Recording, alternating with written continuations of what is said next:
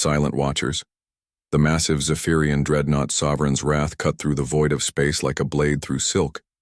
Its crystalline hull, nearly 3 kilometers long, pulsed with bioluminescent energy patterns that had terrorized countless worlds across the galaxy.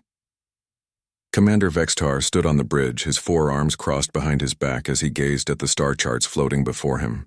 His species had ruled the galaxy for over 5,000 years, and in all that time they had never encountered a civilization that could truly challenge their supremacy. "Report on Sector 7745, Vextar commanded, his voice resonating through the bridge with the authority of absolute power. His second-in-command, Subcommander Crixall, approached with her usual efficient stride. The Zephyrians were tall, elegant beings with iridescent skin that shifted colors based on their emotions, and right now, Crixall's skin showed the calm blue of routine duty. "Sir, long-range scans confirm the presence of a G-type star system with 9 planets. The third planet shows significant signs of organic life, water, and a breathable atmosphere. However, our sensors detect no advanced technology, no energy signatures above primitive levels, and no signs of spacefaring capability." Vextar's skin flickered to a satisfied gold. Another easy conquest for the Zephyrian Empire. Any signs of civilization? Rudimentary settlements scattered across the planet's surface. The beings appear to be bipedal, carbon-based, and number approximately 8 billion. Their technology appears to be pre-industrial, possibly early atomic age at best. They call their world Earth and themselves humans. The commander nodded approvingly. Earth would make an excellent addition to the Empire's resource collection. The planet's water content alone would be worth the expedition, not to mention the potential for mining operations and agricultural development. Best of all, the native population would provide little to no resistance. Set course for the system. We'll conduct a standard resource assessment and prepare for colonization. What Commander Vextar didn't know was that every word of his conversation was being monitored by sophisticated listening devices hidden throughout his ship. Deep beneath the surface of Earth, Dr. Sarah Chen sat in a control room carved from solid granite, 3 miles below what appeared to be an abandoned mining facility in the Colorado mountains. Her fingers flew across holographic interfaces that would have seemed impossible to most of Earth's surface population. Sarah was part of humanity's best-kept secret, the Prometheus Project. 47 years ago, a damaged alien scout ship had crashed in the Pacific Ocean. Instead of announcing the discovery to the world, a coalition of Earth's governments had secretly reverse-engineered the alien technology. What they learned changed everything. Humanity was not alone in the galaxy. More importantly, they were not safe. "Contact confirmed," Sarah reported to her team. "Zephyrian Imperial Fleet, designation Sovereign's Wrath, and support vessels. Estimated arrival in 72 hours. Around her, dozens of technicians and military personnel worked at stations filled with technology that blended human innovation with alien engineering. General Patricia Hayes, the project's military commander, studied the tactical displays showing the approaching alien fleet. "How many ships?" the general asked. "Primary dreadnought plus 6 destroyer-class escorts. Standard Imperial colonization force. They think we're primitives, General. Their communications indicate they're expecting no resistance whatsoever." General Hayes smiled grimly. "Then they're in for the surprise of their lives." "Sarah, initiate Phase 1 of Thunderstrike Protocol. Send the activation codes to all hidden facilities worldwide." Around the globe, seemingly ordinary installations suddenly came alive with activity. A telecommunications facility in the Australian outback revealed itself to be a massive weapons manufacturing plant. An agricultural research station in the Amazon began producing advanced spacecraft components. A weather monitoring station in Antarctica started charging weapon systems that had been dormant for decades. The humans had learned much from the crashed alien ship, but they had also improved upon what they found. While aliens like the Zephyrians relied on brute force and overwhelming technological superiority, humans had developed something far more dangerous: cunning, adaptability, and the ability to think like underdogs. Captain Marcus Reed stood on the bridge of the UES Defiant Thunder, humanity's flagship and one of 37 vessels hidden throughout the solar system. His ship was currently nestled inside a hollowed-out asteroid in the belt between Mars and Jupiter, completely invisible to alien sensors. Unlike the obvious, intimidating design of alien vessels, human ships were built for stealth and efficiency. "All stations report ready, Captain," his tactical officer reported. "The fleet is in position and waiting for your orders." Marcus nodded, his weathered face showing the determination of a man who had spent his entire adult life preparing for this moment. "Maintain radio silence. Let them come to us." On the surface of Earth, the illusion of primitive civilization continued.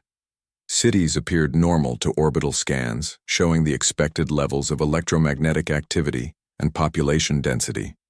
What the alien sensors couldn't detect were the massive underground complexes beneath every major population center, connected by high-speed transport tunnels and protected by energy shields adapted from alien technology. Dr. Chen monitored the approaching fleet through a network of stealth satellites disguised as space debris. "They're slowing to sublight speed, entering the outer solar system now." Commander Vextar studied the approaching planet with satisfaction. His tactical officers had confirmed the preliminary reports. No orbital defenses, no military satellites, no sign of any technology that could threaten his fleet. The humans appeared to be exactly what they seemed, a primitive species that had barely begun to explore space. "Begin broadcasting surrender demands on all frequencies," he ordered.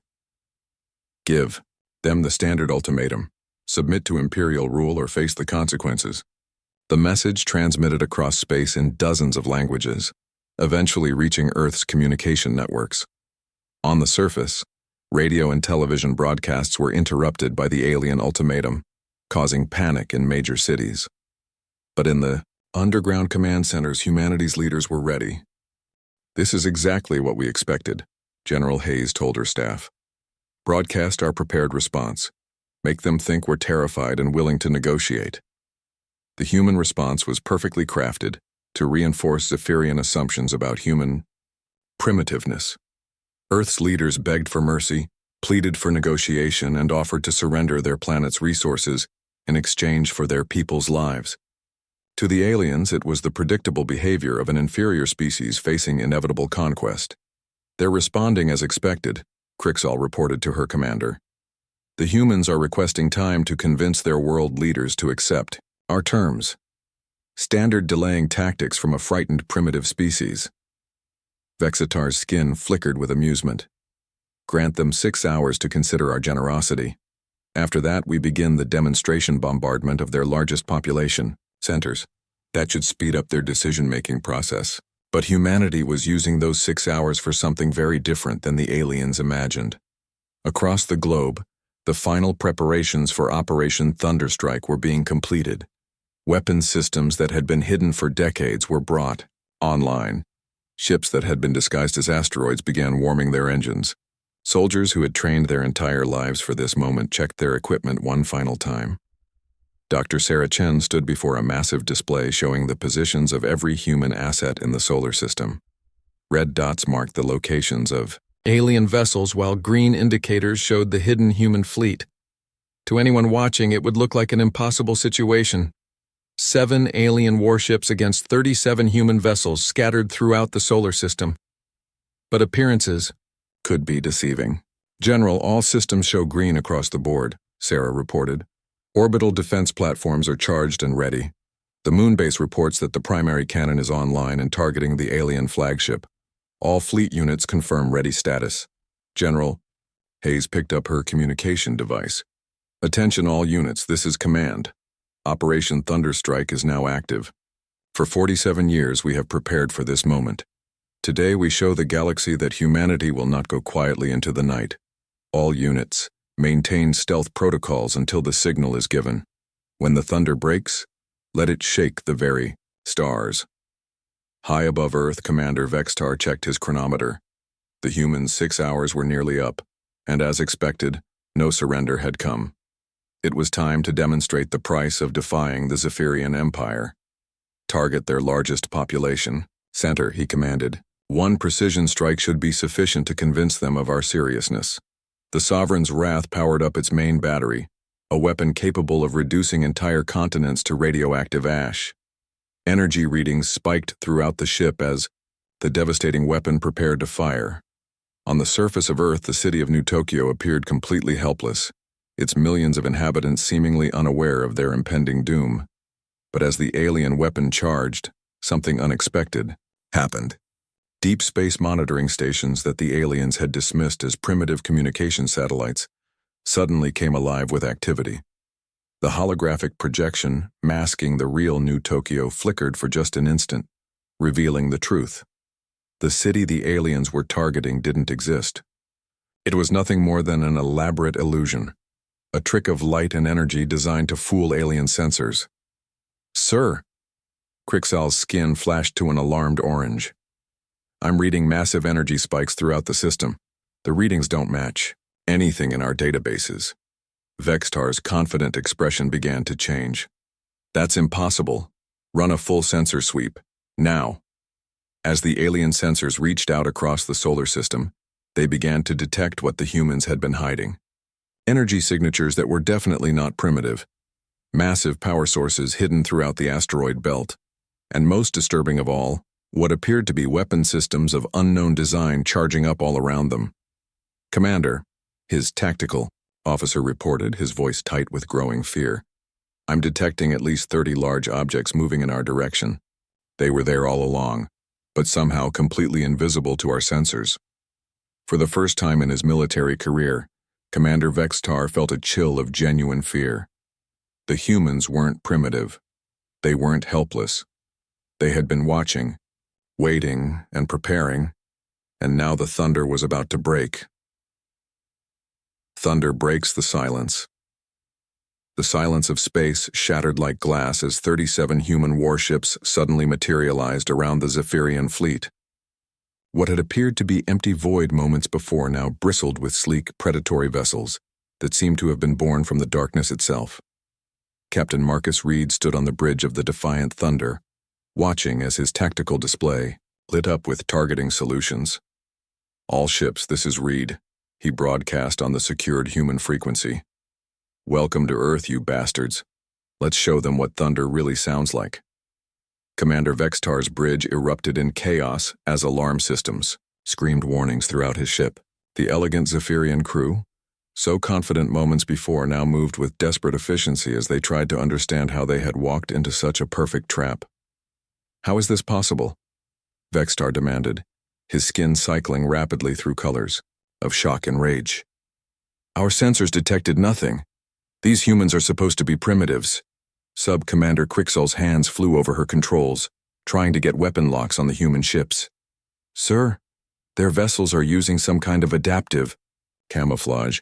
Our targeting systems can't maintain solid locks. They appear to phase in and out of our sensor range." What the Zephyrians didn't understand was that humanity had spent decades perfecting stealth technology based on their study of alien sensors. Dr. Sarah Chen had led the team that developed quantum phase modulators, devices that could bend electromagnetic radiation around human ships, making them effectively invisible. But the technology went beyond simple camouflage. It could be selectively adjusted to fool specific types of alien sensors while remaining functional for human instruments. "Target."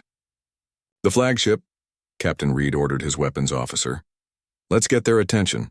The Defiant Thunder fired its main railgun, sending a projectile traveling at a significant fraction of light speed directly into the Sovereign's Wrath's shield generators. The alien dreadnought shuddered under the impact, its bioluminescent hull patterns flickering as power systems overloaded. But the human attack was just beginning. Throughout the solar system, defensive installations that had masqueraded as ordinary space debris suddenly revealed their true nature. What appeared to be a dead satellite near Mars extended weapon arrays and began charging particle beam cannons. An abandoned space station near Jupiter's moons unfolded like a metal flower, revealing missile launch systems that immediately began acquiring targets. Commander Vextar tried to rally his forces, but every tactical decision he made seemed to be anticipated by the humans. When he ordered his destroyers to spread out and attack from multiple angles, human ships were already in position to intercept them. When he tried to retreat to a safer distance, he found his escape routes blocked by more vessels that seemed to appear from nowhere. "They know everything about our tactical doctrine," Crixall observed with growing horror. "It's as if they've been studying us for decades." She was more right than she knew. The crashed alien ship that had started humanity's preparation hadn't just provided technology. It had contained complete tactical databases, communication protocols, and strategic manuals.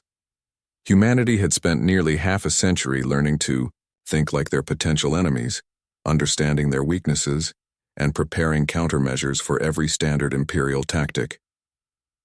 Deep beneath Earth's surface, Dr. Sarah Chen coordinated the battle from the primary command center. Holographic displays showed the positions of every ship in the engagement, while data streams provided real-time analysis of alien tactical decisions.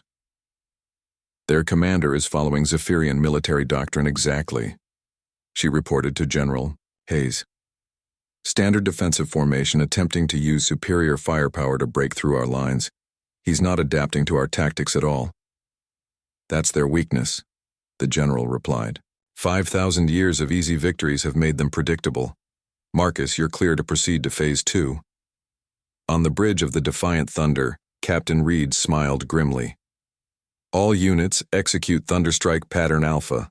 Let's show them how humans fight." The human fleet suddenly changed from a surrounding formation to something the Zephyrians had never seen before: organized chaos. Instead of maintaining neat battle lines like civilized species, human ships began moving in seemingly random patterns, appearing and disappearing from sensor contact, striking from unexpected angles, and vanishing before retaliation could be organized.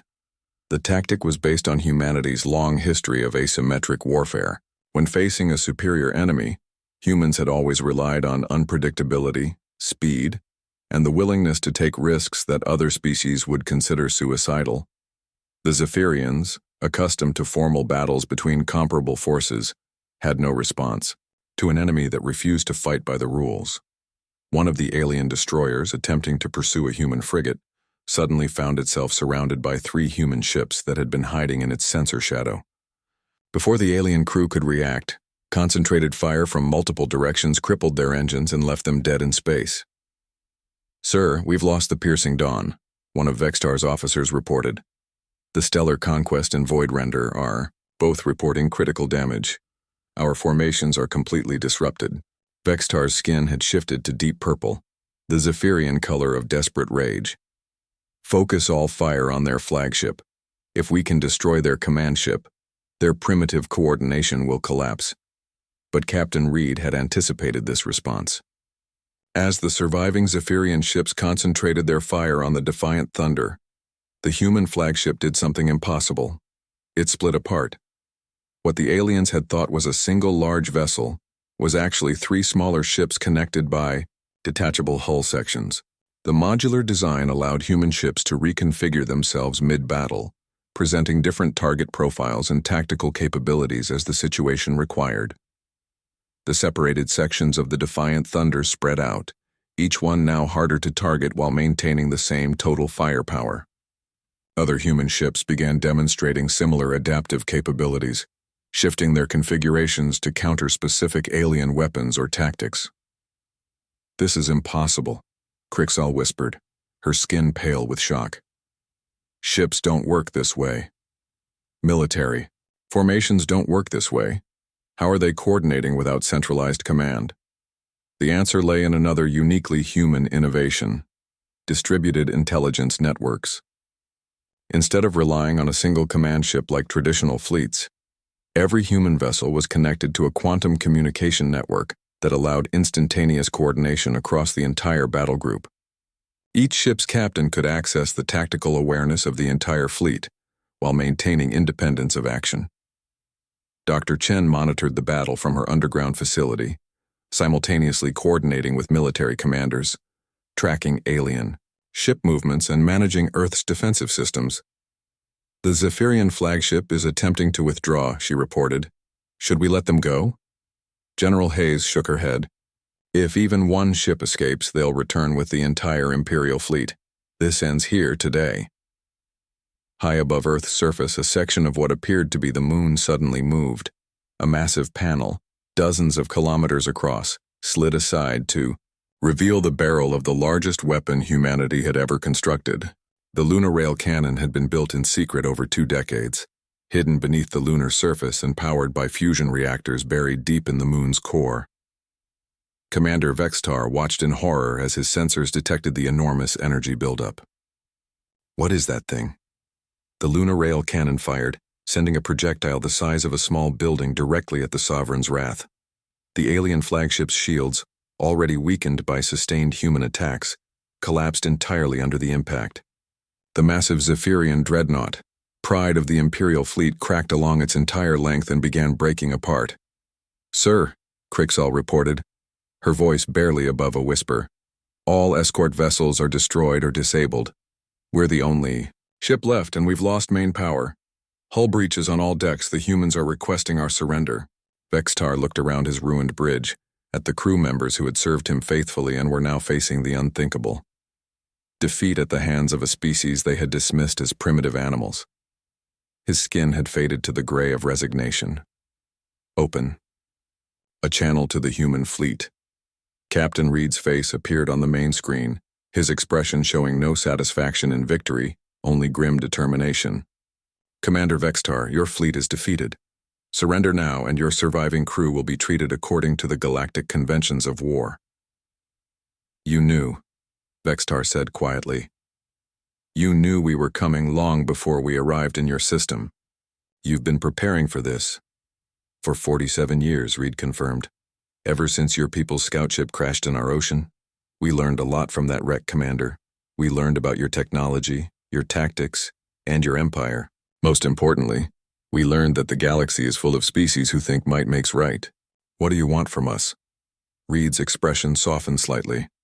"We want what every species wants, to live in peace, to explore the stars, and to protect our people. Your empire has made that impossible by treating other worlds as resources to be harvested. That ends now." Dr. Sarah Chen's voice came over the communication channel. "Commander, your ship's systems are being uploaded with a data package. It contains detailed information about human defensive capabilities, our technological achievements, and our terms for coexistence. We suggest you share this information with your Imperial command." Vextar studied the data as it appeared on his screens, his eyes widening as he began to understand the true scope of what the humans had accomplished. "You've been watching other worlds too. You know about all of our colonies, our trade routes, our military installations. We've been very busy." General Hayes's voice added to the conversation. "The galaxy is about to learn that Earth is no longer isolated. Humanity is taking its place among the stars, and we will no longer tolerate the oppression of weaker species." As the damaged Zephyrian flagship limped away from Earth under human escort, carrying news that would shake the foundations of the galactic order, the human fleet maintained its positions throughout the solar system. They had won their first victory, but everyone knew it would not be their last battle. On Earth's surface, the hidden cities began to reveal themselves. Millions of humans emerged from underground shelters to see their protectors' ships glittering, like new stars in the sky.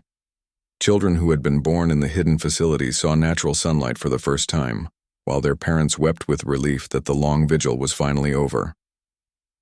Dr. Sarah Chen stood on the surface of Earth for the first time in 15 years, looking up at the stars with new eyes. Humanity was no longer alone, and they were no longer hiding. The thunder that had broken across the solar system would echo throughout the galaxy, carrying a simple message. Earth was ready to take its place among the stars, and heaven help anyone who stood in their way. The age of human isolation was over. The age of human expansion had begun.